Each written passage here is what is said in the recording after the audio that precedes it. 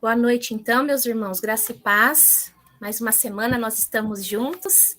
É muito bom, né? A gente se debruçar semana após semana, né? Estamos aí na reta final, já setembro, já indo para a segunda quinzena de setembro, né? Tá passando muito rápido o tempo e a gente está aqui juntos nesse sistema online, né? Que o Senhor preparou para nós nesse tempo. Foi muito bom, né? Esse tempo que a gente teve junto aqui. Vamos prosseguir aí, se o Senhor permite, até o fim do ano e torcer para que chegue logo 2022 para que a gente possa voltar a se encontrar lá na igreja, nossa escola bíblica, as crianças, os idosos, os adultos, os jovens, né?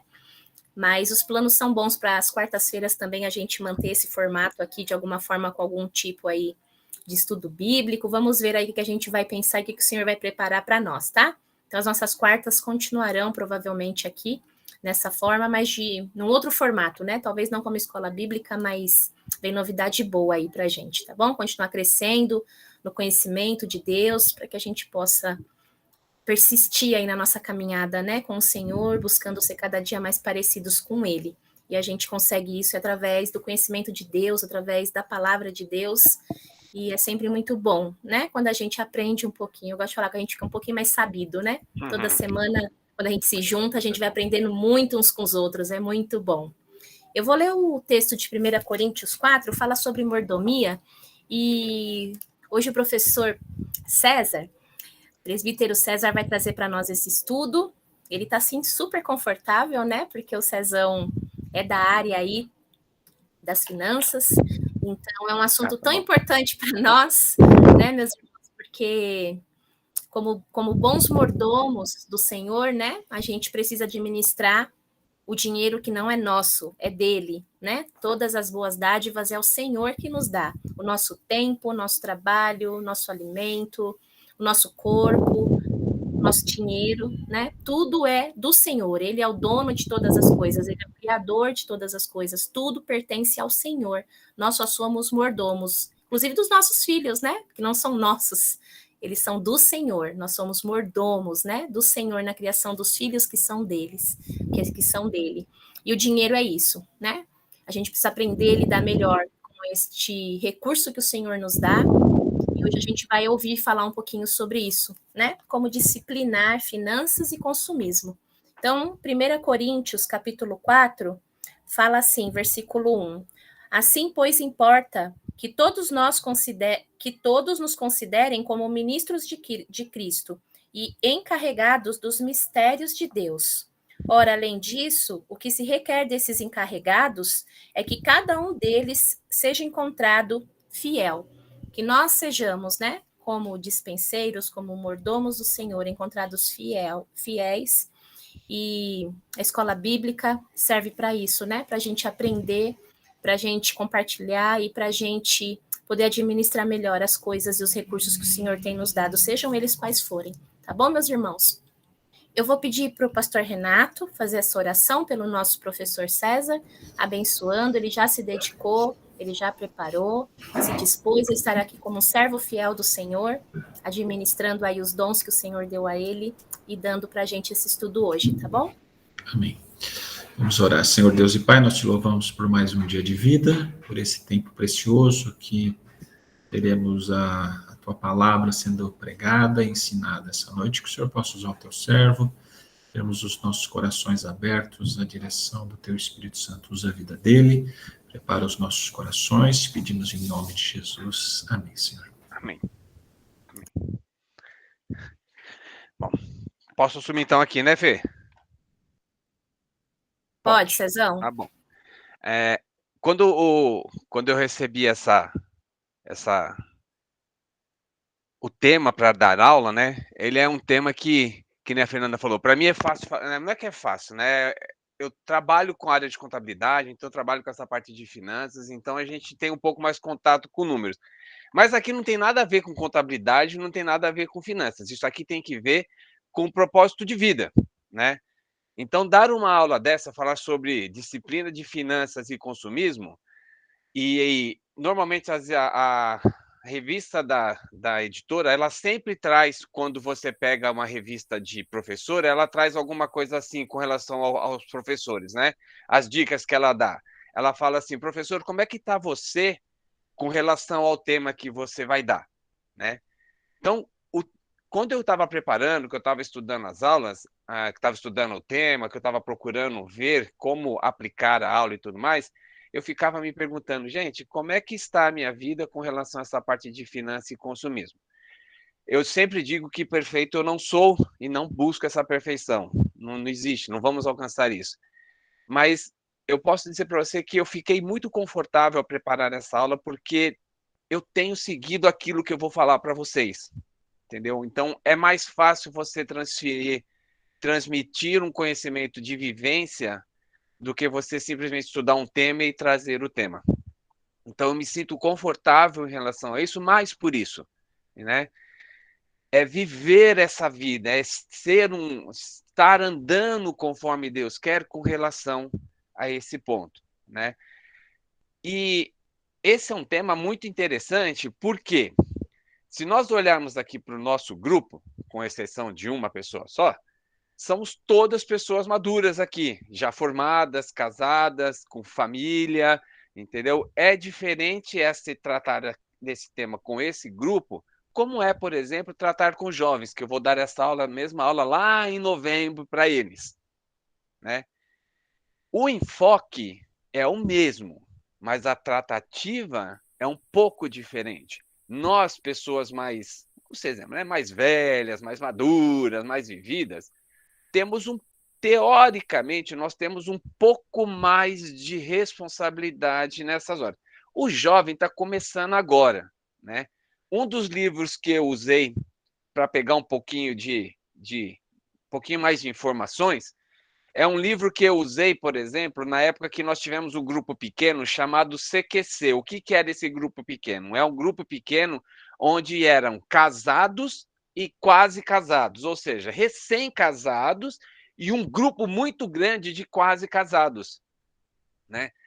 Então, para esse grupo é diferente você falar de finanças, consumismo não, consumismo isso é para todo mundo, né? Mas tratar de finanças familiares é totalmente diferente. Um jovem que está começando a vida hoje, ele está começando com outro propósito de vida que muitos de nós já alcançamos, muitos de nós já passamos por isso, né? Eu pego aí o Claudião, Natanias, o Queiroz, são pessoas muito vividas, aposentadas, é uma outra vivência, é um outro momento. O jovem está começando agora, está naquele entusiasmo. Gente, deixa eu só abrir uma janela aqui que eu fechei tudo por causa do barulho, eu vou morrer sufocado aqui. Então, o jovem, ele tem uma outra perspectiva, está começando agora, começando a ganhar seu dinheirinho agora, então ele quer, porque vai querer. A gente tem um pouquinho mais de maturidade, ou pelo menos deveríamos ter um pouquinho mais de maturidade, mas acho que esse grupo aqui, como todo, a gente pode falar disso, né? Então, é um tema bastante interessante, é um tema que, principalmente essa parte de finanças, com a pandemia, afetou muita gente. Hoje aí nós, né, quem tem carro a gasolina, ou só quem tem que pôr 1 litro de gasolina, quem tem que pôr gasolina no carro hoje sabe a dor que é, né? Questão de não muito tempo atrás, a gasolina custava 4,50, hoje ela custa em alguns lugares mais de 7. Então, essa parte de finanças é um sistema, é um momento muito complicado nós falamos isso, porque nós estamos sendo afetados diariamente. Quem acompanha as notícias está vendo que a nossa inflação já chegou a 8% a perspectiva até o final do ano. Começou o ano com 4,5%, ou 3, alguma coisa, na verdade. Então, isso é uma coisa que a gente tem que ter sabedoria nesse momento e trabalhar. E é o que eu vou tentar trazer um pouquinho para vocês. Deixa eu só compartilhar minha tela, agora que eu percebi que eu não estou compartilhando a tela. Já aparece aí para vocês.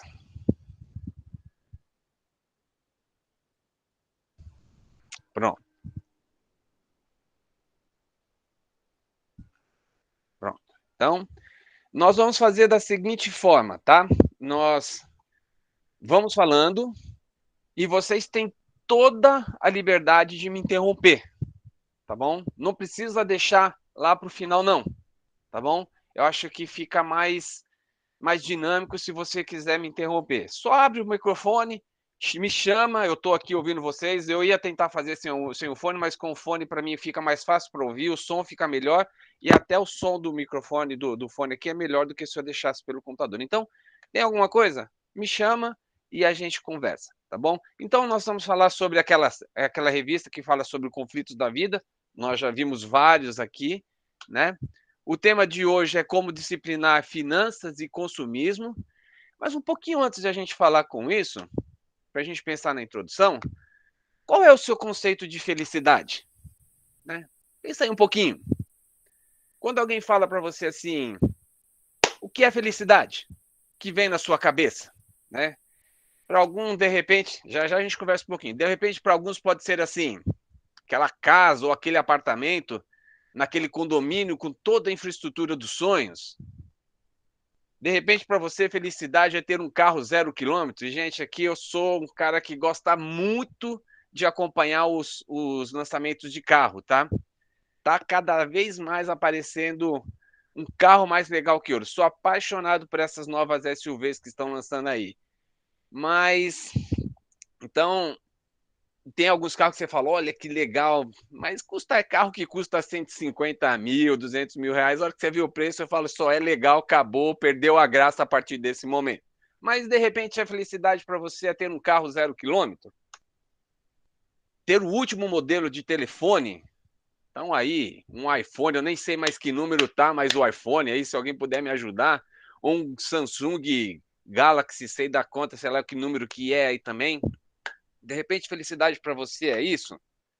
De repente, felicidade para você é ter a melhor marca, a melhor roupa da melhor marca, joias, um pacote de TV a cabo, e para quem tem TV a cabo e consegue acompanhar, se você for seguir, pelo menos no caso da NET, né? Eu tenho NET, se você for seguir o que a NET fala, você vai ser o cara mais feliz do mundo, porque os pacotes dele tem coisa para você acordar de manhã à noite na frente da televisão. Misericórdia, hein, gente? Vamos lá que tem outras coisas melhores para fazer na vida, né? Mas, de repente, é isso. Eu não pus aqui, esqueci de pôr, mas, de repente, ter a sua conta bancária saindo dinheiro pelo ladrão aí, como a gente brinca aí, qual é o conceito de felicidade para vocês? Alguém arriscaria dizer para mim o que é conceito? O que você entende por felicidade? Antes de eu pôr aqui um conceito rapidinho que eu busquei. O que é felicidade? Quando alguém fala assim para você, você é uma pessoa feliz? Qual é o seu conceito em relação a isso?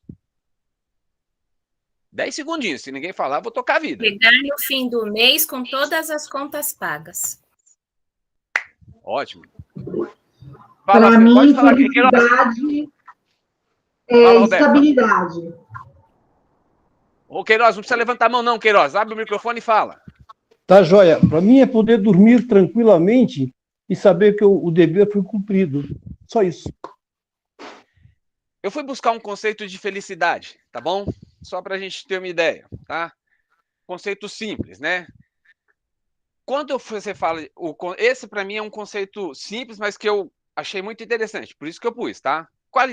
Felicidade é a qualidade ou estado de feliz. Estado de uma consciência plenamente satisfeita, satisfação, contentamento, bem-estar, né? E um outro conceito é boa fortuna, sorte. O fortuna aqui não é o fortuna de dinheiro, tá? Mas quando eu vi esse termo, eu coloquei ele aí por quê? Quem não gostaria de ter uma fortuna guardada aí, né? Muita gente falaria assim, se eu tivesse muito dinheiro, eu seria o cara mais feliz do mundo. E aí, então, eu deixo uma pergunta para vocês. Dinheiro compra felicidade? Vocês acham que dinheiro compra felicidade? Não. Ô, Queiroz, faz um favor para mim, baixa a mão aí do seu negócio aí. Ah, sim. Aí não compra para mim. Não compra, tá bom. Para alguém compra. Então tá bom. Eu vou mudar um pouquinho a pergunta aqui. Você acha que dinheiro ajuda a ter felicidade? Aí muda, né? Aí muda, né, Queiroz? Comprar eu concordo. Eu acho que não compra, tá bom? Eu acho que felicidade você não compra. Mas vamos assim, né? De repente, um dinheirinho aí a mais, uma uma notinha a mais no bolso sempre ajuda um pouquinho. Queiroz, faz um favor para mim, a sua mão está levantada. Opa, Abaixa tá ela aqui. aí. Se você puder abaixar, porque daí... Se não deixa, Desculpe, tá bom? César. Desculpe, César, porque eu sou velhinho, César. Obrigado, Queiroz, porque daí aparece para mim o nome de todo mundo aqui, né? Então, Ô, dinheiro César, compra... Oi, César, fala. eu vou citar só um exemplozinho rapidinho. Você veja que dinheiro não compra felicidade, porque um exemplo aí recente que nós temos foi um dos maiores banqueiros do mundo, o José Safra. A filha dele disse que ele, com tanto dinheiro, ele não conseguiu comprar respiração para ele, o ar para ele. Um dos homens mais ricos do mundo. Ô, Queiroz, mas é interessante o que você falou, mas a sociedade hoje, né, essa sociedade que a gente vive, principalmente as sociedades ou o mercado de bens de consumo, diz que você consegue comprar, você consegue, de novo, comprar felicidade. E pegando aí o que você falou, Queiroz, olha, foi um gancho perfeito, né? Você disse sobre o José Safra. Esse cara é um dos caras mais, ou era, né? Acho que ele faleceu, era um dos caras mais ricos que a gente tinha, né? E ele não conseguiu. Veja como ele encerrou a vida dele, né? Não conseguiu comprar ar, não conseguiu comprar. Não sei como é que esse homem sobreviveu. Eu vou voltar num personagem lá atrás. Eu falo que na Bíblia, a Bíblia tem vários personagens que. Peraí, Pri, já te dou a palavra, tá? Tem alguns personagens que me intrigam, né? E um dos personagens que me intriga muito na Bíblia é esse que eu vou mostrar daqui a pouco. Questão de algumas semanas atrás, eu dei aula para os adolescentes e a minha aula foi baseada nesse personagem que eu vou mostrar aqui. E ele, assim, não, talvez não de sabedoria, do Safra não como de sabedoria, mas talvez de dinheiro se equivale lá. E nós estamos falando do rei Salomão. O rei Salomão, quando chegou lá na sua velhice, e lembrem, hein, nós estamos falando do homem mais sábio do mundo, e a Bíblia diz, e eu acredito plenamente, que não haverá ninguém nesse mundo mais sábio do que ele. Eu falo que se o rei Salomão fosse vivo hoje, se ele pedisse a mesma coisa de Deus, ele seria o cara da internet. Ele não era lá na época, porque ele não existia internet, não existia informática. Mas se existisse, ele seria o cara da informática. Então, lembre que nós estamos falando de uma sabedoria da época, tá? Ele era, e não haverá ninguém mais sábio que ele. E ele era muito rico, muito. A Bíblia diz que Deus se alegrou dele, que fez dele um homem muito rico. E veja o que ele diz no final da vida dele, né? Ele diz lá, com muita amargura, ele diz que os olhos nunca se saciam de ver, nem ouvidos de ouvir. E tem mais, veja o que ele fala sobre a respeito da vida, né? Ele diz assim, que grande inutilidade, nada faz sentido de um homem sábio e rico que terminou a sua vida de uma forma com uma amargura muito grande no coração. Isso é a prova de que dinheiro não compra felicidade. Pri, fala lá. Pode ir lá, Pri. Citando aí pessoas, né, César? Eu estava lembrando, eu até comentei com o Christian na época, né? Já fui no show dele há muito tempo atrás, meus irmãos me levaram, eu era novinha, do Michael Jackson, né? Ele tinha tudo, né? Assim, ele tinha o dinheiro dele e comprava tudo. Ele trouxe um parque de diversões na mansão dele, né? Quem tem um parque de diversões na mansão dele, né? E eu sempre olhava para ele, eu via muita tristeza na vida dele, muita. Você olhava para o rosto dele, ele estava sempre triste, né? E quando ele morreu, eu até estava aqui, a gente estava em casa, eu comentei com o Christian, eu falei assim, ele precisava de Jesus. Ele tentou comprar tudo, mas faltava Jesus na vida dele, né? E assim, ele fez de tudo, né? Tentou fazer tratamento de tudo, mas assim, era Jesus que ele precisava. Então, todo aquele dinheiro todo não trouxe felicidade para ele, né? Não traz. A gente brinca, né? O dinheiro ele pode dar uma forcinha aí, mas é uma força muito pequena nesse processo todo. Pode ser talvez até uma felicidade de momento, né? Então, A pessoa pode estar ali só alegre naquele momento, mas ele não é uma pessoa feliz. Entendeu? O dinheiro não vai César, solucionar. Fala, pastor. uma vez eu vi um pastor dizendo o seguinte: se você é rico sem Cristo, você não é nada. Se você é pobre sem Cristo, você é muito miserável, porque você não tem nem o recurso do dinheiro e muito menos o Jesus Cristo, né? Aí ele falou assim: você está lascado. Gostei dessa, isso é verdade. Isso é verdade. Olha, concordo plenamente com essa fala, né? Chutou então, o pau da barraca. Exatamente. Então, se a gente pensar assim, né? Se esses exemplos que a gente está dando, e nós estamos falando, eu trouxe a Bíblia, a revista, né? Eu gosto muito do Rei Salomão, porque é um personagem que me intriga, e ele era um homem sábio, então ele tinha tudo para ser um homem feliz e não foi. Nós falamos de duas pessoas aqui com muito dinheiro, né? O Safra e o Michael Jackson. O Safra não era tão assim, uma pessoa tão pública, mas o Michael Jackson, onde ele fosse, ele não andava, ele tinha um monte de gente. E não eram felizes. O dinheiro não trouxe a felicidade que ele queria. Ô, César, tem o Steve Jobs também, né? Steve Jobs, no final da vida dele, quando ele estava já muito debilitado, o cara, né, Steve Jobs, e ele deu um relato, né, de que tudo que ele queria era estar deitado numa cama com a família dele ao redor, que todo o dinheiro que ele acumulou durante toda a vida dele, todo o sucesso, não valia de nada naquele momento, porque nem a família quase toda ao redor da cama dele ele tinha. É interessante esse negócio de acúmulo de dinheiro, nós vamos falar um pouquinho mais para frente disso, tá? Que, assim, parece que isso é a coisa mais errada do mundo. Muita calma nessa hora, que isso não é um erro. Mas a gente vai falar, é a forma como você vê e busca isso, mas a gente vai falar um pouquinho mais. Mas é verdade, não adianta você ter esse mundaréu de dinheiro se você não consegue ter essa verdadeira felicidade que o pastor Renato, por acaso, comentou, né? Então, vamos lá. Mas pensando um pouquinho, se são enganosos os valores que tentam nos empurrar, e a mídia está aí para trazer milhares de coisas, como nós vamos desfrutar essa verdadeira felicidade? Né?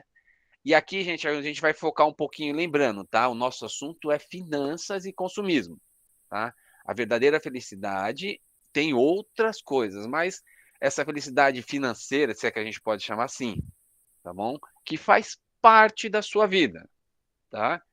Faz parte. E a felicidade financeira não é dizer que você tem bilhões guardados no banco, ou milhões ou bilhões. Não é isso, tá? Mas vamos lá. Como a gente pode desfrutar dessa verdadeira felicidade? Como explicar a existência de pessoas com menos recursos que são felizes e de pessoas... É isso mesmo. Pessoas com menos recursos que são felizes e de pessoas, 3 aqui relatada, com muitos recursos e são infelizes, né? Quais são as minhas verdadeiras necessidades? E as da minha família? Né? A lição, a tendência dessa lição é convidar você para que nós sejamos felizes da maneira como nós somos ou da maneira como nós vivemos, né? A lição não vai te ensinar a ser milionário, a lição não vai te ensinar a ganhar dinheiro. A lição, a nossa conversa aqui, a tendência é trazer um pouco de informação para aqueles que ainda não têm, né, de como ter esse comportamento financeiro debaixo da vontade de Deus, debaixo da orientação de Deus. Vai ter muita coisa no pessoal, tá? Muita coisa prática, mas tudo baseado, tem muita base bíblica nesse conversa. Eu amei muito isso, porque são muitos textos que você olha e não conseguiria adaptar. Então, isso para mim também foi um aprendizado muito grande. E pensando um pouquinho já nesse ponto, né, eu queria trazer para vocês o seguinte: de quem são os bens que nós temos? A dona Fernanda fez um spoiler gigante nessa minha pergunta aqui, né? Mas vamos lá. Eu nem li a aula de hoje, hein? Eu só vim pensando no caminho do carro que texto eu podia ler para falar sobre mordomia, mas... E esse texto que eu li nem está aqui citado, pelo que eu vi. De quem são os bens que nós temos? De quem são? Alguém pode dizer? De quem é o seu carro, sua casa, seu telefone? De quem que é? É de Deus. Tá bom, Natanias. Agora eu vou te fazer uma perguntinha. Ou se alguém quiser responder pelo Natanias. É de Deus. Foi Deus que comprou e te deu? Moacir, Não. foi Deus que comprou e te deu? Quem comprou e te deu? Não foi ele quem comprou e me deu, mas ele me permitiu ter condições de adquirir. E aí a minha função agora é cuidar e quem sabe ali eu consigo compartilhar com um irmão meu. Você está entendendo qual é a diferença da maturidade desse grupo de um outro, talvez de um outro grupo, né? Pensando um pouquinho nisso que vocês falaram, né? Ó, tanto a prata quanto o ouro, lá em Ageu diz, né? Tanto a prata quanto o ouro me pertencem, declara o Senhor dos Exércitos. E se você for lá em Salmos 24:1, a terra e tudo que nela há são do Senhor. O mundo e todos os seus habitantes lhe pertencem. Se você realmente... Espera um pouquinho que eu mexi onde não devia aqui. Pronto, voltou. Se realmente você acredita nisso...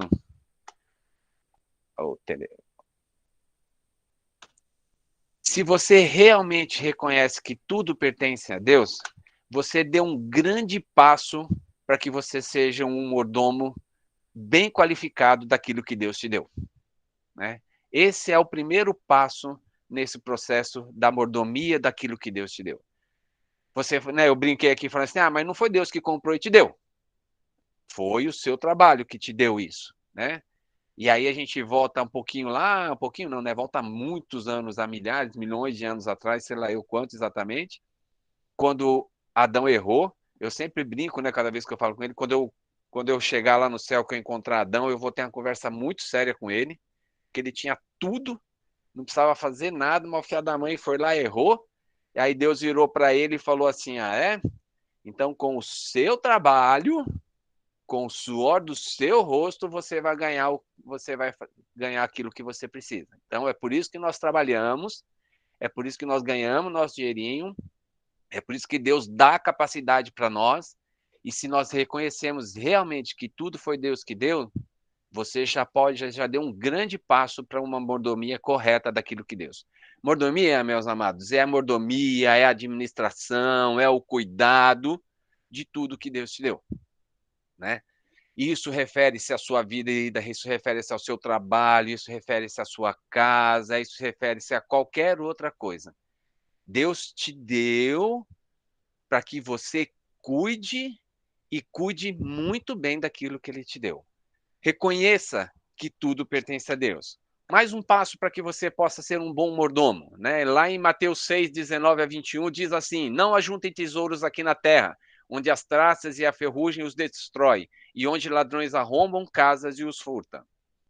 Ajuntem seus tesouros no céu, onde traças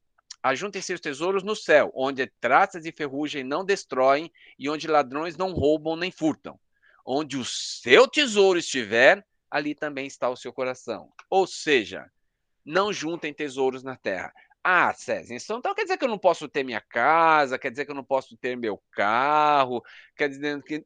Gente, não é isso que eu estou querendo dizer, tá? Não é isso que eu estou querendo dizer. O que eu quero dizer é, aonde está o seu coração nesse processo de ter alguma coisa? Focado só em ter as coisas, deixando Deus em segundo lugar? Ou você ter Deus no controle das coisas e deixar Deus te dar sabedoria para que você possa ter aquilo que você quer?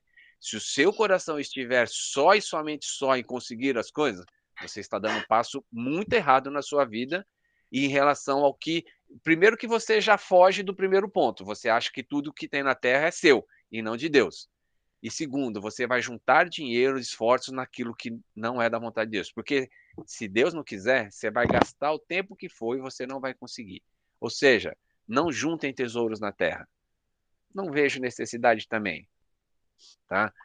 Nós vamos falar um pouquinho também sobre esse negócio de você ter um dinheirinho guardado, tá? De repente as pessoas falam assim, então eu tenho um dinheiro guardado, agora eu vou torrar todo esse dinheiro porque eu não... Não, muita calma nessa hora também, tá bom? É um processo isso aqui. Mas não juntem tesouros na terra. Próximo ponto, está lá em Provérbios 30, de 7-9. Ó Deus, eu te peço 2 favores, conceda-os antes que eu morra. Primeiro, ajude-me a ficar longe da falsidade e da mentira. Segundo, não me des nem pobreza nem riqueza. Dá-me apenas o que for necessário. Pois se eu for rico, pode ser que eu te negue e diga: quem é o Senhor? E se eu for pobre demais, pode ser que eu roube e com isso desonre o nome de meu Deus. O que esse texto está querendo dizer? Valorize o que você tem. Valorize o que você tem. Se Deus, de repente, não quer que você tenha, que nem eu brinquei lá, casa naquele condomínio cheio de infraestrutura, mas quer que você tenha a sua casinha num prédio ou seu apartamento bonitinho, ajeitadinho, valorize o que você tem. Pare de olhar aquela história, né? Pare de olhar a grama do vizinho achando que a grama do vizinho é mais verde que a sua. Não. Valorize o que você tem. Agradeça a Deus pelo que você tem. Agradeça aquilo que Deus te deu, né? Honre aquilo que Deus está te dando. Esse é um passo bem interessante e importante nessa mordomia dos recursos, né? O próximo ponto. Quem ama o dinheiro nunca terá o suficiente. Quem ama a riqueza nunca se satisfará com o que ganha. Não faz sentido viver nesse mundo. É o que diz Eclesiastes 5:10. O que esse texto está querendo dizer? Saiba que o dinheiro nunca traz satisfação. Ou que o dinheiro nunca satisfaz. Traz um pouco de conforto, o dinheiro traz um pouquinho de alegria, né? Traz aquele momento de você poder comprar alguma coisa, traz aquele momento que você poder sair, tomar um lanche, jantar um pouco lá fora com a esposa e com a família, mas o dinheiro nunca vai trazer a satisfação verdadeira. A satisfação vem de Deus. Não esqueça disso. Não pense que o dinheiro vai trazer a verdadeira satisfação. Mentira, engano isso, tá? É uma sensação enganosa achando que o dinheiro vai te trazer uma satisfação completa. E o último ponto, pensando na parte de mordomia dos recursos, está lá em 1 Timóteo 6,17. Ensine aos ricos deste mundo que não se orgulhem nem confiem em seu dinheiro, que é incerto. Sua confiança deve estar em Deus, que provê ricamente tudo o que necessitamos para a nossa satisfação. Ou seja, não deposite seu dinheiro, não deposite a sua confiança no seu dinheiro, na sua riqueza, nos seus bens. Deposite a sua confiança em Deus. Confie nele e ele vai te trazer a verdadeira paz, a verdadeira satisfação, tá? Não, amados, pensando na parte de mordomia, você quer ser um bom mordomo daquilo que Deus te deu? Reconheça que tudo pertence a Deus. Valorize o que você tem. Não juntem tesouros na terra. Saiba que o dinheiro nunca satisfaz e não deposite sua confiança na riqueza. E eu acho que esses são só alguns, tá? Passos para que você possa ser um bom mordomo daquilo que Deus te deu. Tá bom? Mas são passos importantes, são pontos importantes que se você conseguir seguir, você será um excelente mordomo naquilo que Deus tem te dado. Alguma pergunta em relação a esse ponto? Senão a gente vai para o próximo. Não? Bora lá. Próximo ponto que a gente vai ver, e aí a gente vai entrar numa parte um pouco mais prática, né? Fala sobre a importância do planejamento financeiro. Vocês acham que o planejamento financeiro é importante? Alguém tem... Peraí, primeiro, vocês entendem o que é planejamento financeiro? Vocês entendem? Vocês acham que o planejamento financeiro é importante para um lar? Seja ele qual for, tá? É importante. É importante, mas nem todo mundo sabe fazer. Ah! Exatamente, né? O planejamento financeiro é importante para qualquer pessoa, para qualquer família, e tão importante que as empresas fazem planejamento financeiro de 3 a 5 anos, e no decorrer do ano essas empresas têm de 3 a 4 revisões do planejamento. A empresa que eu trabalho, quando ela faz o planejamento anual, normalmente é para lá para agosto, setembro, outubro, faz planejamento para 3 anos, é o budget, exatamente, Queiroz. Faz um planejamento para o ano. Por exemplo, para o ano que vem eles vão fazer agora. Em fevereiro do ano que vem já tem uma primeira revisão desse planejamento. Em maio ou junho já tem outra. Lá para setembro, outubro tem outra e mais para o finalzinho do ano tem outra. Eles têm de 3 a 4 revisões no decorrer do ano. Se as empresas fazem esse planejamento, por por que nós não podemos ou não fazemos? Né? Qual é a intenção do planejamento? É só para pôr no papel lá o quanto eu gasto? Né? Não. O planejamento financeiro é importante, primeiramente, para saber quais são os seus gastos mensais. Tá? Ou seja, listar todos os itens da economia doméstica com seus respectivos valores e ser o mais próximo da realidade. Fazer um planejamento financeiro não é falar assim, não, eu gasto com água, luz, telefone e compra. É todos os gastos, tá? São todos os gastos. Dá trabalho? Dá trabalho. Mas César, Oi, Queiroz. é o equilíbrio entre o ativo e o passivo, né? Nossa, Queiroz, você está entrando na minha conversa agora, hein? Você está entrando na minha. Olha, na sua área, não vou falar que eu estou entrando na sua área, porque eu fui financeiro de uma empresa chamada Kodak, né? Nossa. Kodak, né? Que durante 33 anos. Então, eu entendo muito de finanças. Eu era da área de tesouraria, de crédito e cobrança. Nossa, que legal. Não sabia disso, não. Interessante. Não sabia? Então fica sabendo agora. Que muito show, prazer, Queiroz. eu sou você. Eu sou da contabilidade, tá, Queiroz? Eu só não sou da parte de crédito e cobrança, mas eu sou da contabilidade. Mas tenho muito contato com essa turma aí. Muito contato. Então, é assim, fazer o planejamento financeiro, né? Quem me chamou? Eu. Fala, Claudião. Eu trabalhei numa empresa que trabalhava embaixo de orçamentos, né? A gente tinha orçamento para isso, orçamento para aquilo, não podia fugir de jeito nenhum.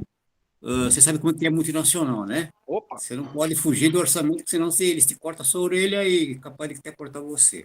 E eu aprendi que sem orçamento financeiro na nossa vida particular, nós não vamos a lugar nenhum, porque eu não posso gastar 1.000 se eu ganho, eu não posso gastar 1.000 se eu ganho 500.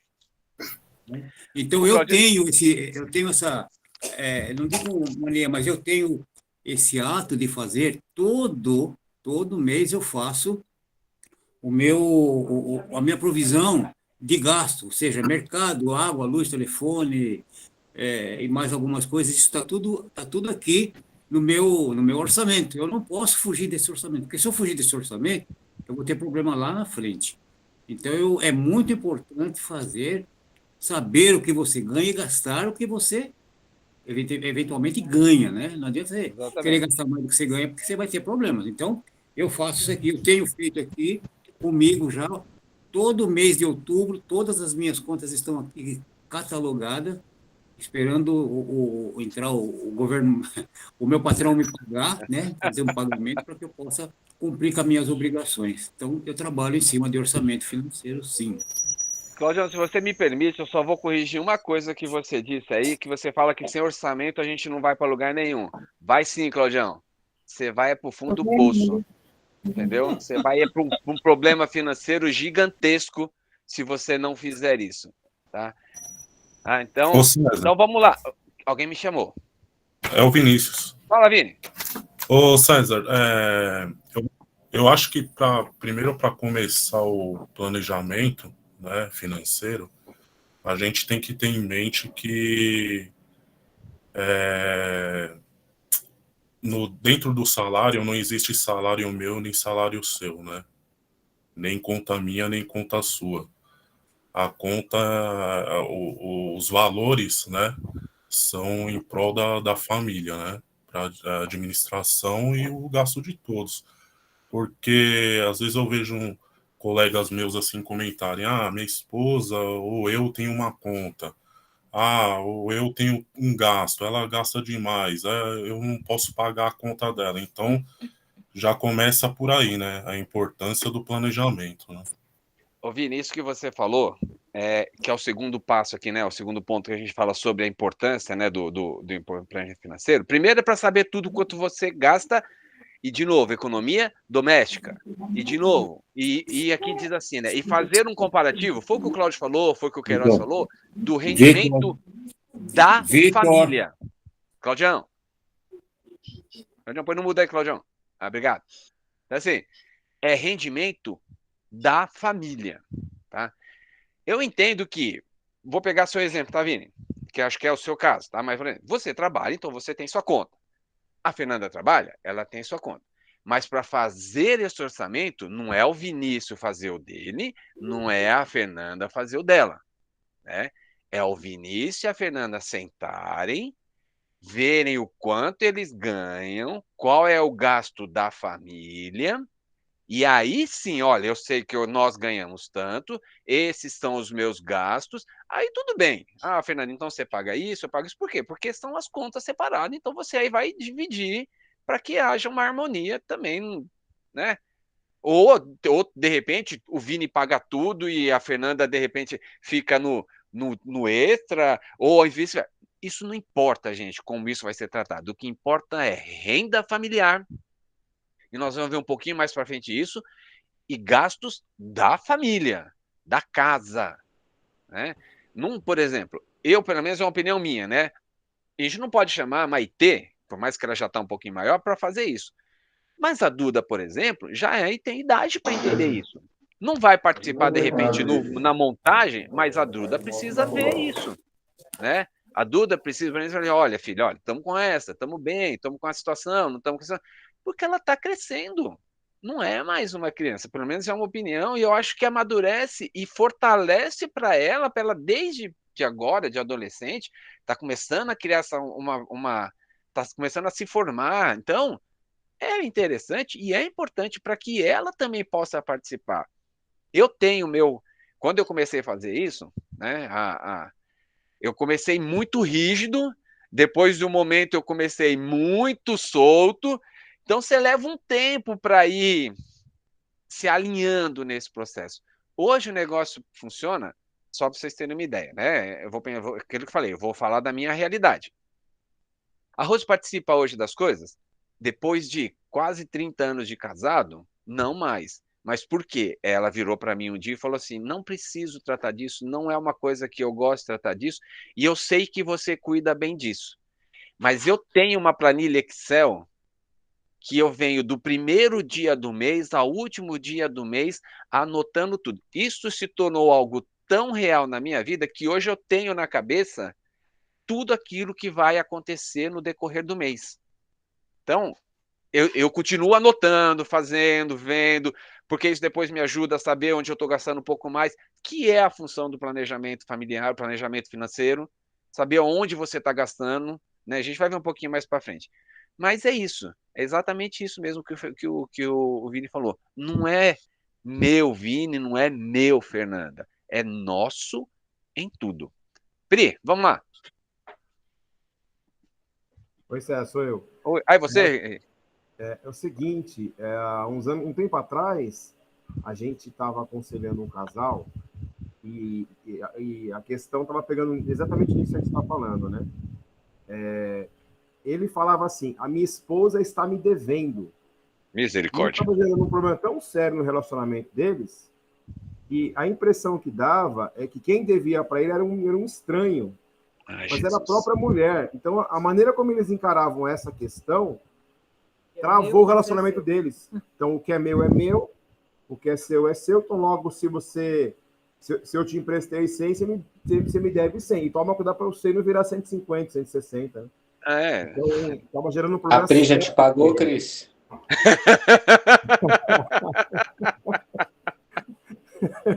Ó, o pastor tá aí, chegou chegando. Pagou, demorou, mas pagou. Desculpa. Por exemplo, esse negócio esse negócio que vocês estão falando, né? Isso aí, né, foi legal porque eu não tinha pensado nisso, mas foi muito legal trazer esse assunto. Por exemplo, né? No começo, eu nunca tive a minha conta só minha assim que eu falo, a minha conta sempre foi conjunta com a Rose e a conta da Rose sempre foi conjunta comigo, né? Tem casal que tem pavor de falar que vai colocar a esposa junto com a conta corrente dele. Gente, misericórdia, entendeu? Tudo bem, houve um momento que a Rose parou de trabalhar, então aí mais ainda, entendeu? Mais ainda. As pessoas falaram, como é que você se virava com isso? Cara, parou por uma necessidade, né? quem não sabe, mas acho que todos sabem, a Letícia nasceu de 27 semanas, chegou um momento que a gente entendeu que era bom a Rose parar, porque ela precisava acompanhar a Letícia, né? Mas daquele momento para frente, eu falo assim, Rose, você não pode ficar na minha dependência, você vai ficar comigo? Gente, ela é a minha esposa, você acha que eu não vou confiar nela? Eu peguei tudo aquilo que eu tinha na minha conta, cartão, que tinha talão de cheque, falei, te vira, entendeu? Você está em casa para ajudar e você não pode ficar esperando eu sair com você e ir lá comprar alguma coisa. Não, entendeu? Mas, de novo, é renda familiar. Vocês são um só, né? E se não tiver isso num relacionamento doméstico, gente, pode ser, é um bom sinal de que alguma coisa vai dar errado isso aí, entendeu? Infelizmente, né? Só pra gente... Oi, pastor. Só sobre essa questão de duas contas, uma conta e tal, né? A gente tem que lembrar o princípio bíblico de uma só carne, né? Exato. Se somos uma só carne, somos um em tudo, exato, inclusive na questão financeira, né? Exatamente, muito obrigado, pastor. E é exatamente isso. Por que aqui toda vez está rendimentos da família, gastos domésticos? Nós somos casa, um lar, é uma coisa só, né? E quando a gente fala de gasto de todo mundo, porque quando eu disse, na hora de fazer o planejamento financeiro, sentar todo mundo que tenha, né, alguma influência nisso, de pôr todo mundo, para todo mundo estar ciente.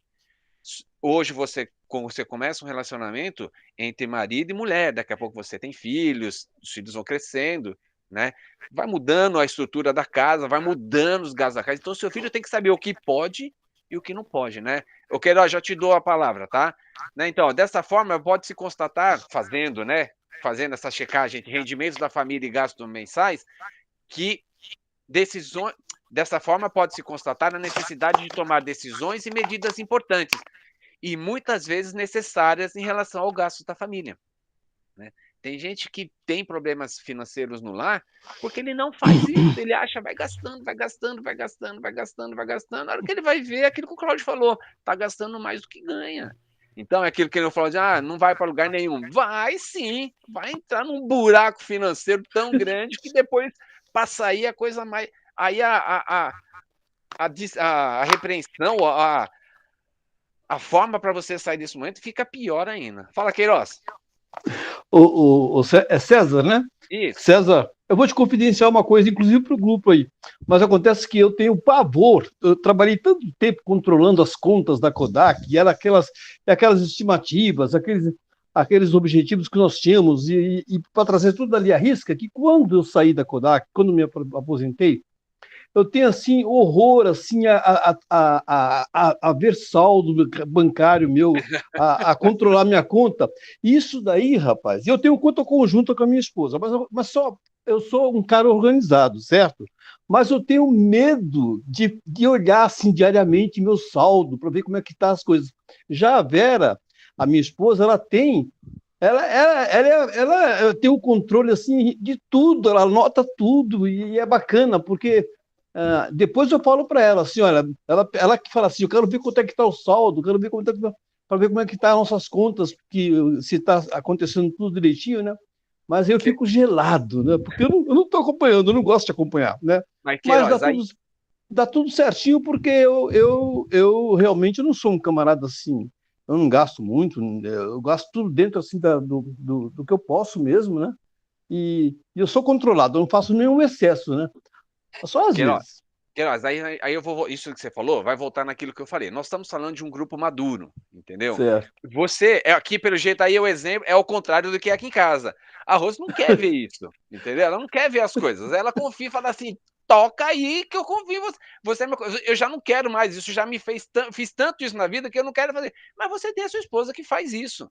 Entendeu? E vocês, em algum momento, e de novo, não precisa fazer isso todo dia, tá, gente? A minha planilhinha aqui. Já num momento de trabalho que eu tive no passado, aí chegou a ficar 3 meses desatualizado, mas de novo, eu tinha tudo na cabeça, tá? Isso também ajuda, mas eu gosto de deixar, então às vezes eu faço numa semana, tiro uma semana e faço, às vezes 2 semanas, não precisa ser todo dia. Mas eu não sou bom exemplo, hein? Eu não sou bom exemplo, não me sigam, por favor. O planejamento financeiro, para ser diariamente, é quando você começa a fazer. para você fazer esse exercício, talvez tenha que ser, no primeiro momento, diário, né? Mas, aos poucos, você vai adaptando isso para a sua realidade, né? E aí entra naquilo que a gente estava, né, no próximo ponto que a gente está falando aqui, né? Famílias que se disciplinam no planejamento doméstico acabam vendo os ótimos resultados que ele oferece a médio e longo prazo. Sendo assim, a disciplina é uma necessidade real nesse processo. Para fazer um planejamento financeiro, você precisa ter disciplina. Você precisa fazer. Ai, que droga, isso é ruim, isso é cansativo. Você precisa ter disciplina. Volto a repetir, o ganho que a família que tem um planejamento financeiro, o ganho que o planejamento financeiro traz para a família é enorme, enorme, entendeu? Enorme, ao ponto até de trazer um conforto financeiro muito grande, mas precisa ser feito. Ah, preciso fazer todo dia? Se você não faz e está começando a fazer, faça todo dia. E aos poucos você vai fazendo. Faça, gente. Dá trabalho? Dá. Não estou dizendo que não, mas faça. Nem que você tire um sábado, faz, analisa, verifica, faça. Não fuja disso. E o planejamento financeiro traz uma coisa muito interessante também para a gente, tá? Você tendo um planejamento, sabendo o que você gasta por mês e sabendo o que você ganha, ele vai trazer uma sabedoria nos critérios para você gastar. E, de novo, aqui entra disciplina. Por quê? Estabelecer critérios em relação ao seu rendimento familiar e gastos mensais não é uma tarefa simples, mas, sem dúvida alguma, trará melhores condições de viver sem estresse financeiro. Nós vamos ver alguns pontos para frente. Você diz assim, mas eu não me enquadro nisso. Não se enquadra o quê? Vamos tentar. Por que não? Entendeu? Não, eu quero comprar aquilo que eu quero, na hora que eu quero. Se eu ficar fazendo isso, se eu fazer fluência financeira, eu não vou... Gente, não. Entendeu? Não. Até porque uma revista de conflitos da vida traz um assunto desse, isso é a prova de que existe essa situação na vida familiar de todo mundo. O planejamento financeiro te vai trazer critérios no como você poder gastar. Se só falando não ajuda, então vamos lá um pouquinho. Vamos ver se a Bíblia ajuda a te convencer a isso. Lá em Provérbios 12:1 diz o seguinte: para aprender é preciso amar a disciplina, é estupidez odiar a repreensão. E Hebreus 12:11 diz: nenhuma disciplina é agradável no momento em que se aplica. Fazer com planejamento financeiro. Nenhuma disciplina é agradável no momento em que se aplica. Ao contrário, ela é dolorosa. Mais tarde, porém, produz uma colheita de vida justa, de paz para os que assim são corrigidos. Gente, se esses dois versículos não te trouxeram um consentimento e uma abertura de olhos de que o planejamento financeiro e critérios para pagar, para gastar, é importante na sua vida, então a gente precisa ter uma conversa um pouquinho mais séria, né? Que esse momento não nos traz, tá bom? Faça, gente. Aprenda a fazer. Tenha isso. E como é que eu posso ajudar vocês, ou como é que a gente pode ajudar vocês com relação a esse ponto, né? Prepare um orçamento realista que inclua dízimo, nós vamos falar um pouquinho disso já já, todos os gastos fixos e normais, aquele que é todo mês, não tem como. Água, luz, telefone, a sua compra do mês, isso é um gasto fixo. E os ocasionais? Um lanchinho aqui, uma pizza ali, todos esses. E todas as suas dívidas. Coloque isso num papel. A revista, para quem tem, traz um exemplo muito legal e a internet está cheio disso. Tá? Eu não pus nada aqui porque o tempo da nossa aula é bem curto aqui, então não trouxe nenhum outro exemplo. Mas faça isso. Faça. Verifique a sua renda familiar, ou seja, quais são os meus gastos, qual é a minha renda familiar. Aprenda a viver o que você tem. Nossa, meus gastos estão muito maiores que a minha renda familiar. Pare e faça cortes. César, mas se eu te cortar isso, eu vou tirar um pouco do meu conforto. Corte. Mas se eu tirar isso aqui para eu equalizar aqui com o que eu ganho, isso é ruim. Corte. corte, aprenda a viver com o que você tem. Faça essa equalização. Equilibre a sua vida financeira com o seu ganho e com o que você gasta. Depois disso, de equalizado, bonitinho, alinhado, se possível, guarde um dinheirinho. César, hoje eu já tenho a minha vida legal, faço meu planejamento, o que eu ganho, eu gasto, ó, sobra, e o que sobra a gente vai... Se possível, guarde um dinheirinho. Eu tenho o meu pai não era uma pessoa muito de dar conselhos, né? Quem conheceu meu pai sabe, meu pai não era muito de conversar com a gente, de dar muitos conselhos. Mas uma coisa que eu aprendi com meu pai foi guardar dinheiro. Não estou falando de milhões de reais, não, tá? É guardar uma reserva para uma necessidade.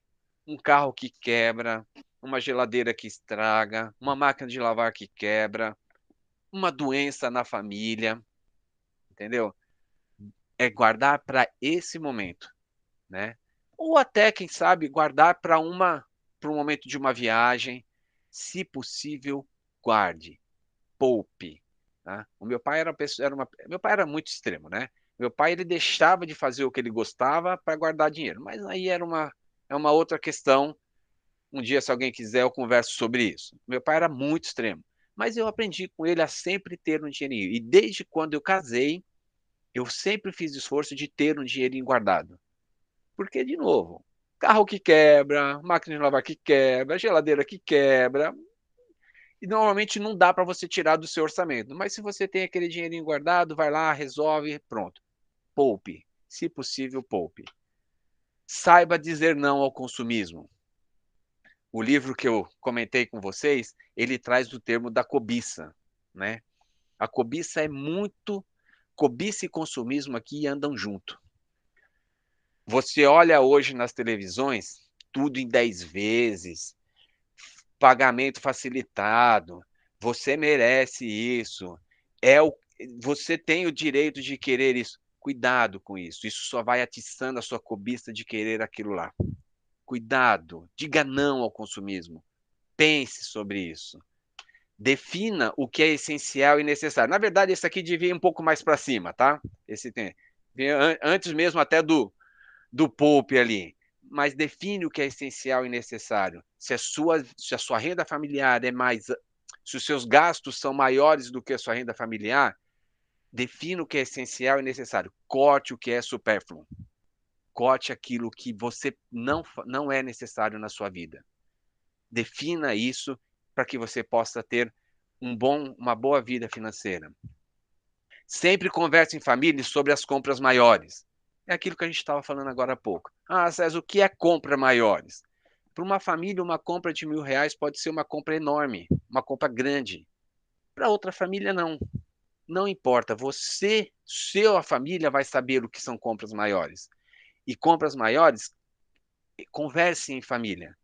Quem são a família? Aqueles que fazem parte da renda familiar. Para saber se podemos, se não pode. Converse em família sobre compras maiores. Né? Para quem... Eu já conversei com algumas pessoas sabem que eu estou para fazer uma reforma em casa aqui.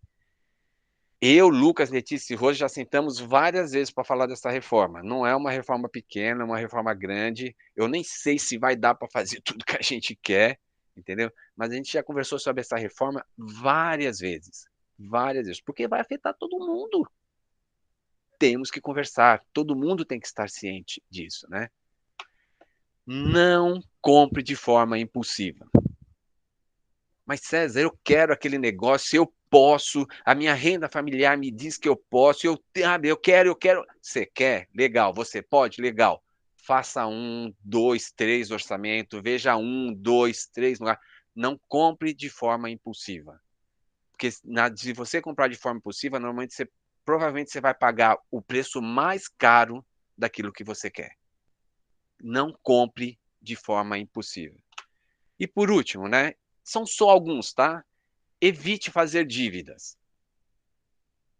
Inclusive cartões de crédito. Vou dividir em 2 aqui. Evite fazer dívidas.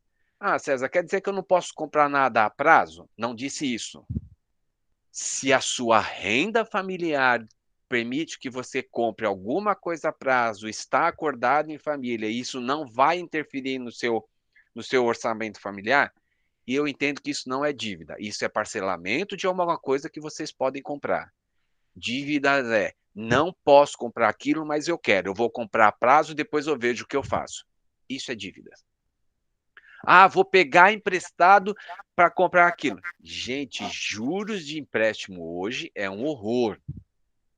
Vou comprar, vou usar o meu cheque especial. Você tá louco de usar cheque especial para comprar alguma coisa. Não faça dívidas, principalmente se você não pode pagar. Ah, mas eu quero. Não faça. Cartão de crédito. Cartão de crédito é ruim?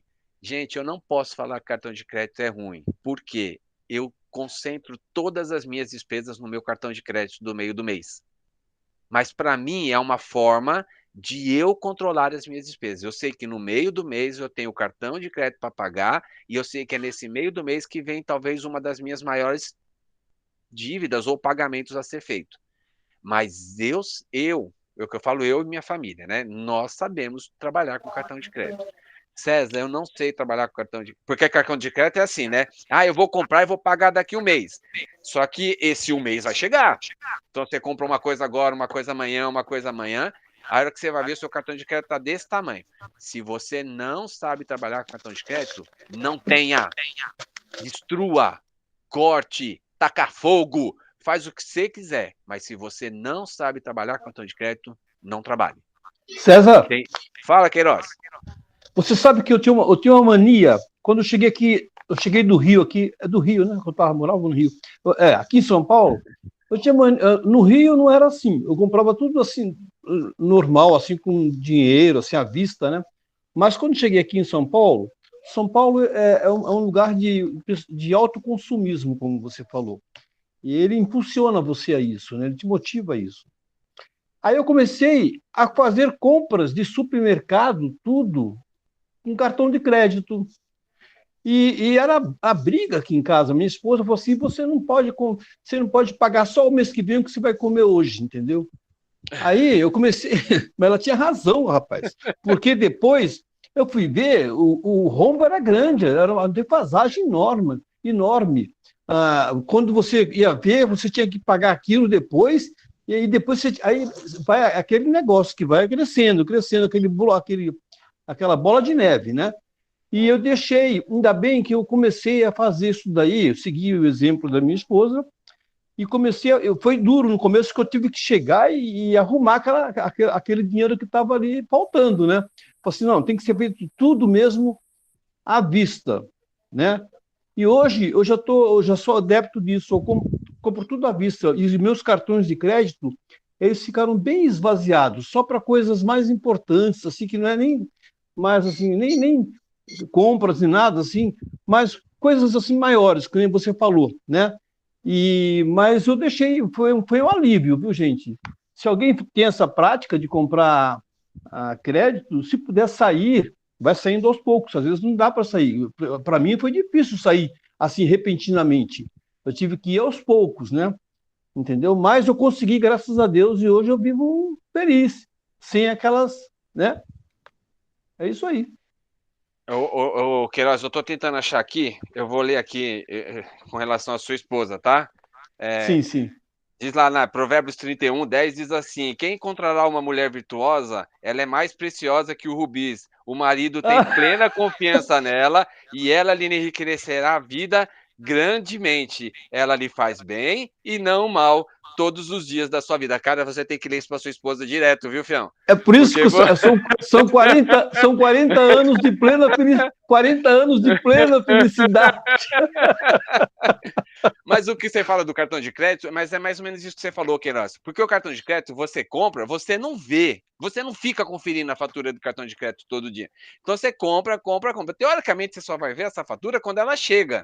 E se ela tiver débito automático na sua conta, que nem eu faço, porque senão eu esqueço de pagar, você nem vai ver direito o que está lá, você só vai vir a pancada na sua conta. O cartão de crédito traz essa falsa confiança, viu, Queiroz? De você comprar achando que... mínimo, né, César? Exato. Aí, esse é outro ponto também, porque tem muita gente que faz o seguinte, ó, eu não tenho dinheiro para comprar tudo, então o que eu vou fazer? Eu vou comprar uma parte e vou pagar o mínimo. Gente, juros de cartão, não faça isso na sua vida. Não, gente, não, pelo amor de Deus. Em nome de Jesus, não faça isso, não. Juros de cartão de crédito é um... Eu ia falar que é um roubo, porque não é roubo, não, porque todo mundo sabe o que é. Então, você faz sabendo o que você está fazendo, mas é exorbitante.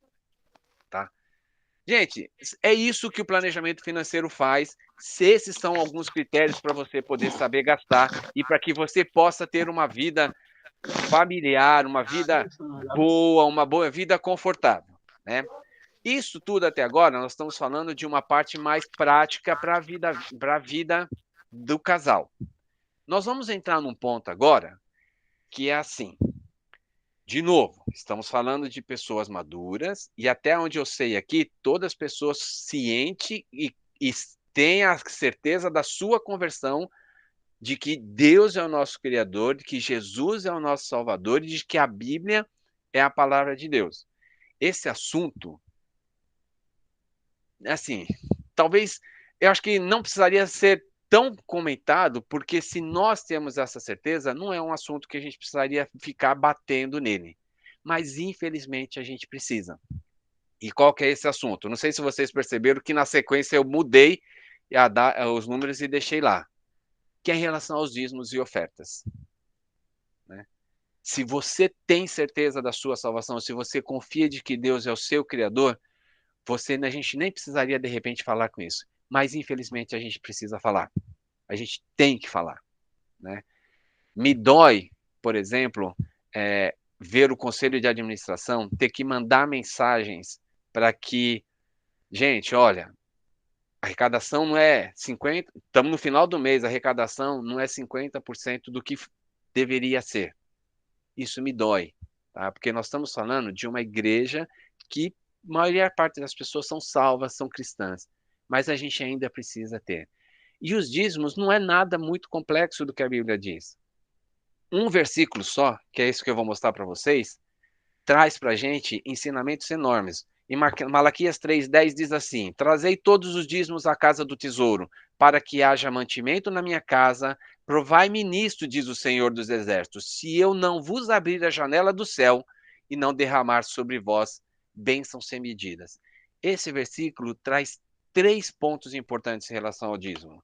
Primeiro, o dízimo é uma ordenança de Deus. A gente poderia parar aqui e falar assim, Fernanda, Renato, muito obrigado, espero que vocês saibam disso. Se é uma ordenança de Deus e se você é uma pessoa que entende que Deus é o seu Criador e Jesus é o seu Salvador, você deve e tem que obedecer.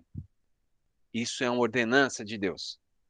O dízimo é uma ordenança de Deus. Segundo ponto, o dízimo serve para sustentar o serviço da casa de Deus. A nossa igreja, que se Deus quiser, nós vamos voltar para lá, todo mundo, ter essa aula em conjunto, sem precisar ser online, ela tem gasto com água, luz, telefone, manutenção, o dízimo serve para isso. Nós temos o pastor que depende da igreja, nós temos a Priscila que depende da igreja, ela é funcionária da igreja, o dízimo é para isso, é para sustentar o serviço da casa de Deus. O dízimo, quem é fiel no dízimo, será recompensado. Um versículo, 3 pontos chaves do que o dízimo deveria ser para o cliente. Uma ordenança, sustento da casa de Deus, e quem é fiel no dízimo será recompensado. Tem pessoas que falam assim, né? Ah, eu duvido que Deus, se eu fizer isso, Deus vai me abençoar. Faz esse teste com Deus, faz com ele para você ver. Só que prepara, que Deus vai te abençoar, tá? Vou dar um exemplo mais para o final sobre esses pontos, tá bom? Uma outra parte que fala sobre os dízimos. Lá nesse texto nós já lemos, mas voltando nele, em 1 Timóteo 6, 17 e 19, diz assim, ensine aos ricos deste mundo que não se orgulhem nem confiem. Gente, eu estou tentando correr um pouquinho também, porque eu estou preocupado com a hora, tá? Mas vamos lá. Ensine aos ricos desse mundo que não se orgulhem nem confiem em seu dinheiro, que é incerto. Sua confiança deve estar em Deus, que provê ricamente tudo o que necessitamos para a nossa satisfação. Diga-lhes que usem seu dinheiro para fazer o bem. Devem ser ricos em boas obras e generosos com os necessitados, sempre pontos a repartir. Deste modo, acumulam tesouros para si, como um alicerce firme para o futuro, a fim de experimentarem a verdadeira vida. O que esse texto diz? Deus valoriza a generosidade. Seja generoso. Tem gente que diz assim, se eu fosse rico, eu daria mais dinheiro aos pobres. Se eu fosse rico, eu fazia até as coisas. Mentira. Se você pode, se você fizer tudo aquilo que nós falamos, com certeza você vai conseguir ser generoso. Como eu posso ser generoso na casa do Senhor? Ministério de Missões, Ministério de Ação Social, na pandemia, ajudou muitas pessoas com cesta básica. Eu sei de igrejas aí que ajudou com 200 cestas, não importa. A nossa igreja ajudou muitas famílias, sei lá, que se foram 10, 12, 15, não importa. A nossa igreja ajudou através do Ministério da Ação Social. Quer ser generoso? Oferte ao Ministério de Ação Social, eles estão lá para fazer isso. Você quer outro ponto?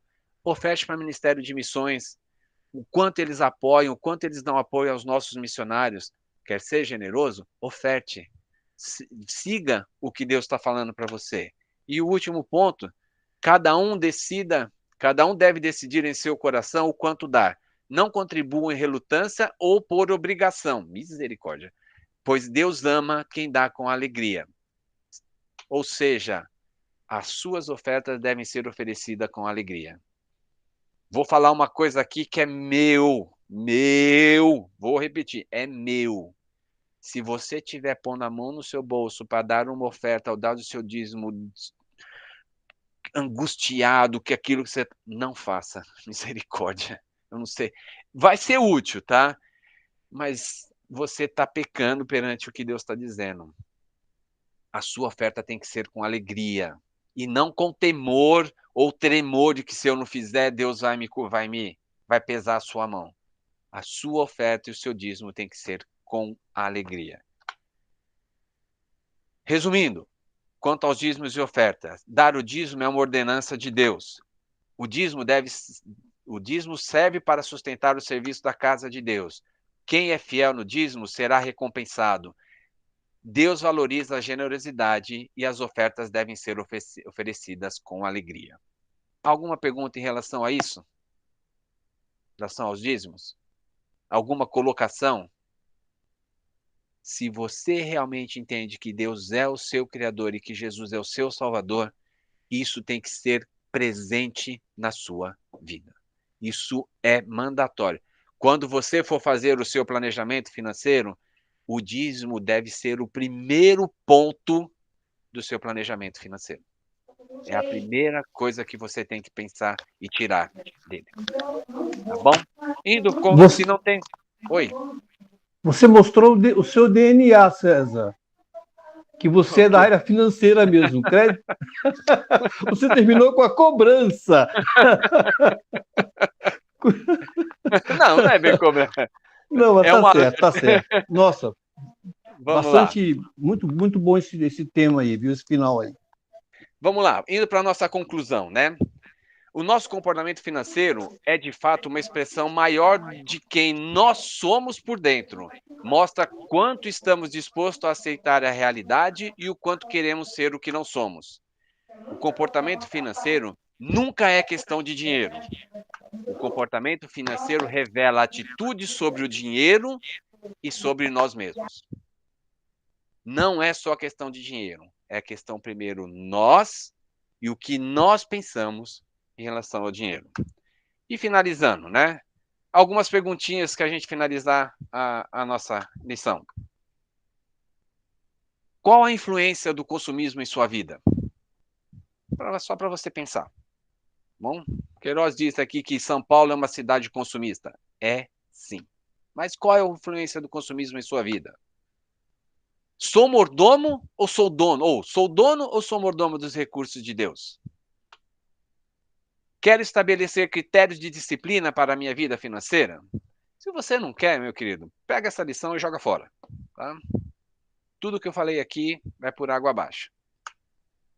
Ah, você pode não querer, mas vai ser cobrado disso, tá? Você vai, cedo ou tarde, você vai se arrepender disso. Mas vamos lá. Reconheço que a doutrina do dízimo é apenas um critério mínimo que devo devolver para o ministério da igreja? Espero que sim. E por último, como a nossa igreja pode ajudar os crentes a tratar os desafios dessa aula? Essa pergunta eu vou responder, tá? E vou responder baseado em tudo que nós vimos. Por quê? Falamos sobre mordomia. A nossa igreja cuida da melhor forma possível de tudo aquilo que os dízimos nos permitiram ter. Falamos sobre planejamento financeiro. A nossa igreja, ou seja, o conselho de administração, tem um orçamento e um planejamento mensal daquilo que nós gastamos. E nunca gasta mais do que o que nós temos de arrecadação. Temos uma média de arrecadação e temos uma média de gastos por mês. Quando você vê assim, quando você recebe aquela mensagem dizendo assim, gente, estamos no final do mês, falta um pouquinho para a gente chegar, é para chegar pelo menos no mínimo que nós temos de arrecadação. Mas para chegar pelo menos no mínimo que nós temos de pagamento de gastos do mês. Mas também nós não chegamos nem na média, nem naquilo necessário do que é a nossa arrecadação. Então, nossa igreja, o conselho de administração, tem um planejamento e um orçamento financeiro da igreja, que eles seguem à risca. Se sobra um pouquinho, faz um pouquinho de coisa. Se não sobra, não faz. Tá? Nós falamos sobre poupar. A nossa igreja, pelo menos a última vez que eu falei com o pastor Luizinho, a nossa igreja tem o dinheirinho guardado lá. Ah, César, então vamos fazer tal coisa. Ah, precisa fazer. Não! Esse dinheiro é um fundo de reserva que a igreja tem. Por quê? Cezão, pastor. Hoje, o equivalente a um mês, mais ou menos. Eu ia chegar lá. Isso. Ia chegar lá, exatamente. Esse fundinho de reserva que a gente tem é equivalente a um mês de arrecadação. Por que que nós temos isso? Um mês que a arrecadação caia, nós temos obrigações, tem pessoas que dependem da igreja, e nós falamos sobre elas. Nós temos o pastor Luiz André e a Priscília. Esse fundo de reserva é justamente para isso. Se algum dia a arrecadação cair e nós não conseguimos cobrir pela arrecadação do mês as nossas obrigações, a gente vai lá nesse fundo de reserva, tira, paga as obrigações que nós temos, água, luz, telefone, impostos, salário, um refinanciamento de dívida que nós fizemos, vai lá, paga, e quando puder, a gente volta esse dinheirinho para lá. Ou seja, uma administração dos bens bem feita, eu acho que é bem feita, um orçamento e um planejamento seguido à risca, um dinheirinho guardado, o conselho de administração, e se o dízimo é para que a gente possa cuidar da casa, o conselho de administração, se você não foi ainda na igreja, vai lá dar uma olhadinha na igreja. A igreja está toda arrumada, conseguimos não, né? Eles conseguiram pintar, conseguiram ajustar, conseguiram fazer. E principalmente, tá? Principalmente, dos últimos 4 ou 5 anos, o conselho de administração colocou como prioridade, assim que vira o mês, é dar o dízimo dos dízimos. Podemos não consertar uma torneira que está quebrada, mas a igreja não atrasa mais os dízimos dos dízimos. Nós, porque na época fazia parte do conselho, nós ajustamos todo o atrasado que nós tínhamos e desse momento para frente nós não atrasamos mais o dízimo dos dízimos. Ah, mas então se nós não damos dízimos, se nós damos dízimo dos dízimos, a igreja está sendo recompensada? Eu poderia aqui falar várias coisas que a igreja ganhou, mas vou falar a última que eu me lembro, tá? Recentemente nós a igreja tinha que renovar o seguro da igreja. Renovou o seguro sem gastar um centavo. Nós ganhamos o seguro da igreja. A igreja não precisou gastar, tá? Então, a partir do momento que a igreja passou a ser fiel, sem atrasar o dízimo do dízimo, Deus abençoou a igreja de uma forma enorme. Como a igreja pode ajudar os crentes aos desafios desta aula? Sendo exemplo. E vocês têm que cobrar ou melhor, nós temos que cobrar o conselho de administração para que a igreja seja exemplo. E a nossa igreja, hoje, dia 14 de setembro de 2021, com relação a esse tema, a nossa igreja é, sim, exemplo. O que é o dízimo dos dízimos, Roberta? Toda a igreja tem que dar 10% da sua arrecadação para as mesas executivas, regional e local e nacional. 5% vai para regional e 5% vai para a mesa executiva nacional, tá? E Explica o que é denominação, César. Hã? Explica o que é denominação. Ô, Roberta, nós pertencemos a um conjunto de igrejas. E isso a gente chama de denominação. Então, a Igreja Cristã Evangélica do Brasil, hoje, tem mais de 300 igrejas espalhadas pelo Brasil. Então, o que nos une? Nos une a nossa fé, né, a nossa confissão de fé. Nós cremos, todas essas mais de 300 igrejas creem igualmente, né, é o mesmo tipo de fé, a mesma crença, e o mesmo tipo de administração. Então, todas as igrejas cristãs evangélicas se assemelham na sua administração interna. E então, nós temos a administração nacional, que nos dá as diretrizes, né, os movimentos. Por exemplo, vamos abrir uma igreja lá no Rio Grande do Sul. São Paulo, a igreja do Mandaqui, não consegue abrir uma igreja lá no Rio Grande do Sul. Mas as 300 igrejas em conjunto, nós conseguimos abrir uma igreja tão longe assim de nós geograficamente. Então, a nacional coordena toda essa questão abrangente. E as regionais, então, o grupo de igrejas que estão geograficamente próximos, a gente chama de regional, de MEAR, né? Mesa Executiva e Administrativa Regional. A nossa regional é a Regional São Paulo, que compõe a cidade, a região metropolitana, Baixada Santista e Florianópolis. Então, somos 21 igrejas. A nossa região é composta por 21 igrejas. Então, 5% do dízimo... Então, o dízimo é 10%. Então, primeiro isso, né? 10% da nossa renda pessoal, pessoa física. Luiz André, eu devo entregar na igreja o meu dízimo. O meu dízimo equivale a 10% da minha renda. Então, a renda da igreja, a arrecadação da igreja, então, a igreja tira 10% da sua arrecadação e envia 5% para a nacional e 5% para a regional. Isso que a gente chama de dízimo dos dízimos, entendeu? Isso aí, Cezão. Obrigado, pastor. E, Roberta, a nossa igreja, num passado, nós tivemos algumas dificuldades, alguns problemas com isso, mas nós acertamos tudo aquilo que nós devíamos e a partir do momento que nós começamos a seguir isso, a igreja tem sido e muito abençoada. Tá? Então, como é que a nossa igreja pode ajudar os crentes nesse desafio dessa aula? É sendo exemplo. E a nossa igreja, nesses pontos que nós vimos, é uma igreja que dá exemplo. Tá? E uma outra coisa que nós podemos ajudar vocês, se vocês quiserem, ninguém na igreja existe um expert financeiro em relação a isso. Mas se você quiser ajuda nesses pontos sobre como montar um planejamento financeiro, como você pode te ajudar, existem pessoas na igreja que podem te ajudar. Mas é assim, você primeiro precisa querer. Né? Segundo, você precisa ter liberdade de abrir a sua vida financeira para quem for te ajudar.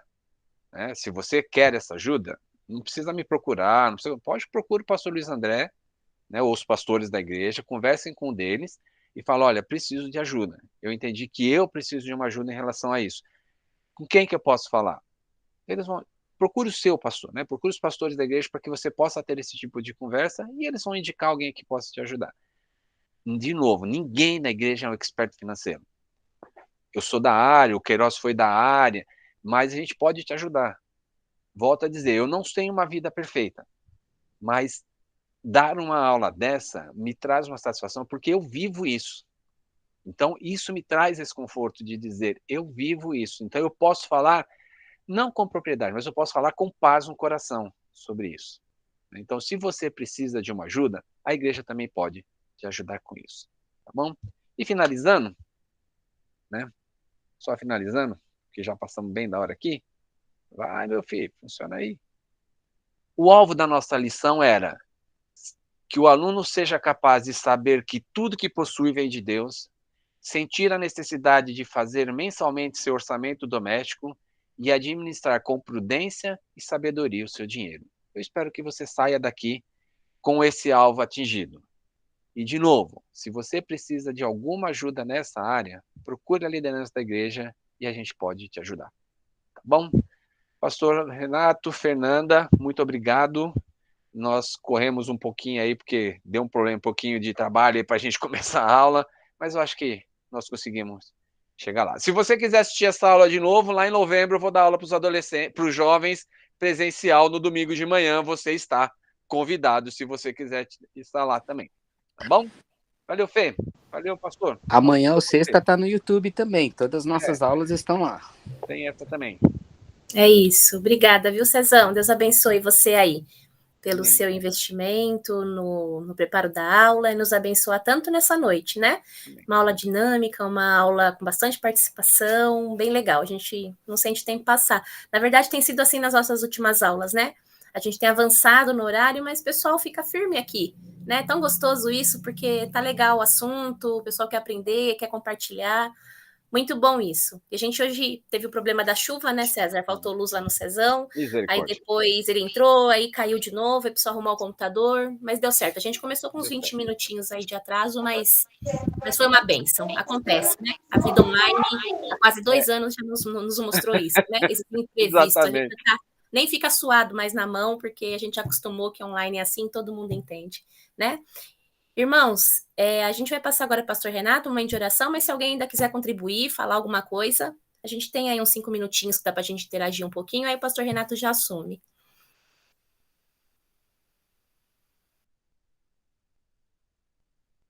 Fernanda falou em contribuir e investir, né? Obrigado pelo investimento na aula, César. Ela é uma professora de finanças.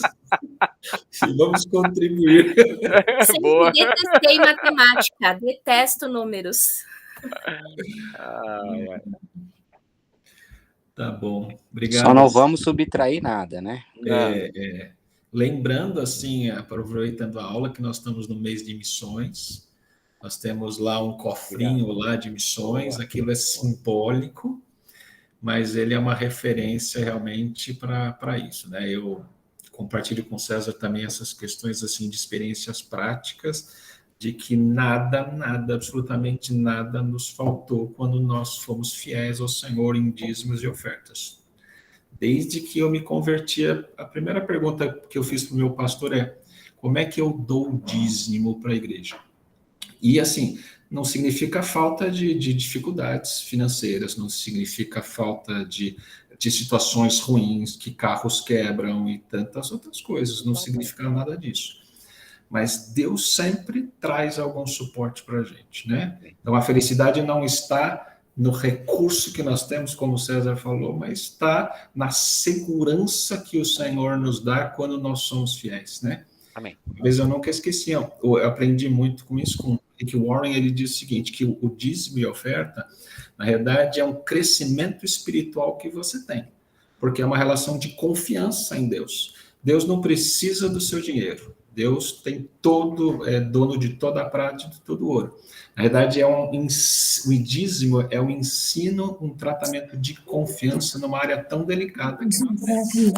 É justamente a questão financeira que afeta demais casamentos, afeta demais tudo, né? Mas obrigado, viu, César, por tudo aí. De nada. É uma bênção. Prazer. Os pedidos de oração, eu vou pedir para o Christian orar por nós, tá bom? Seu pai completou, acho que 40 e poucos anos, né? 48 anos de casamento, acho que foi hoje, não foi? Hoje, né? Vocês também completaram, né? Recentemente. Então, foi ontem a cara boa deles. agradecer por isso, orar pela vida financeira da nossa igreja, de cada família, tá bom? Orar pela Cíntia, do nosso irmão presbítero Valdir, que está em casa, está em fase de recuperação, mas ainda está em tratamento em casa, né? Então, ela ainda exige bastante cuidado nesse sentido. Pela restauração da saúde da Larissa, que é aquela jovem, adolescente de 15 anos, que tem um problema grave nos rins. Pela Mirielle, que é a mãe, está grávida, né, do bebê Augusto, mas está internada com uma situação bem grave de Covid. Então, o bebê está na barriga dela e ela está internada com Covid, é uma situação bastante delicada. Orar pelo Eli, que é irmão da Clélia, que também está internado com Covid, pela saúde da Clélia Andrade, lembrando das famílias da igreja também. Tem mais algum pedido? Não? Tá bom. Então, Christian, agradece a Deus por esse tempo aí, por esses pedidos. Pastor Renato, deixa eu interromper o senhor assim. Ô, Cris, ora por todos os outros pedidos, só não ora por você e pelo seu pai, não. Deixa eu orar por vocês, tá bom? Amém. Acho que tá legal? Deixa eu orar por vocês, tá bom? Então, ora por todos os outros e eu oro por você e pelo seu pai. Perfeito, orar, tá bom? Perfeito.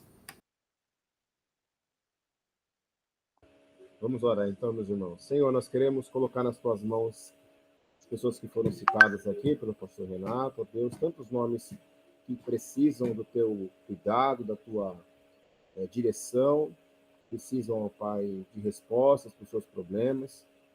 E nós oramos crendo no Senhor, crendo no teu poder, crendo na tua misericórdia e crendo que o Senhor tem cuidado de cada detalhe, Deus. Nada foge ao teu controle. Queremos, ó Pai, pedir para que o Senhor abençoe, ó Pai, a vida da Larissa, Senhor, cuida dela, fortalece ela, Deus. Tu sabes a dificuldade já na questão da saúde, com seus rins, ó Deus.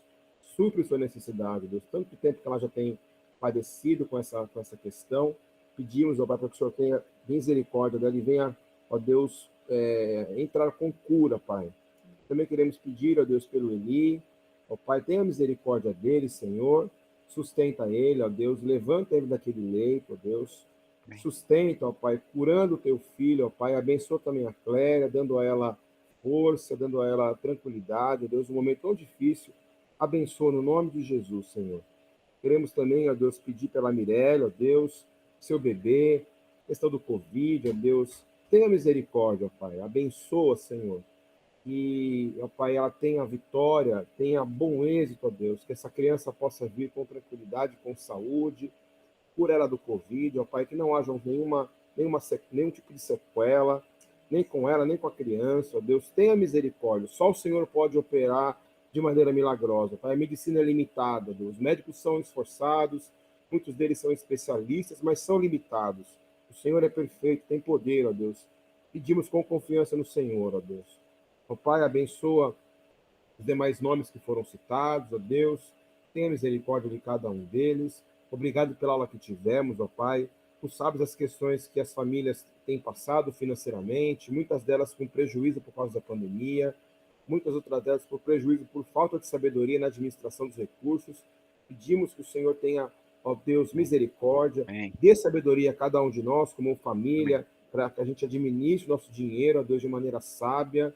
Ó Pai, honrando o teu nome, ó Deus, aqueles que têm passado por lutas financeiras, sustenta, abençoa, Senhor. Aqueles que não querem dar o dízimo por questões diversas, ó Pai, que o Senhor tenha misericórdia, motive, ó Pai, toca no coração, ó Deus.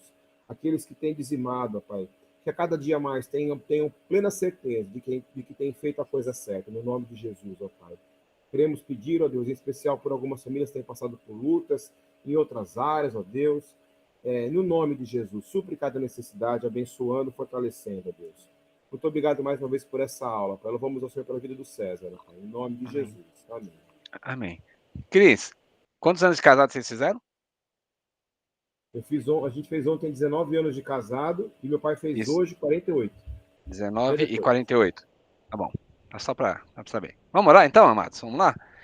Senhor, em nome de Jesus, somos gratos, Pai, porque podemos orar aqui e agradecer junto com eles, ó Pai, por esses 48 anos de casado do João e da Luiz, dos pais do Christian e do Christian e da Priscila, esses 19 anos, ó Pai. Senhor, é bom, como é bom agradecer que foram anos debaixo do teu cuidado, debaixo da tua orientação, e que como é bom saber que eles são famílias debaixo da tua vontade, da tua orientação, e são exemplos para as famílias que estão sendo formadas. Senhor, somos gratos por esses 48 anos de casado, desses 19 anos de casados juntos contigo, ó Pai.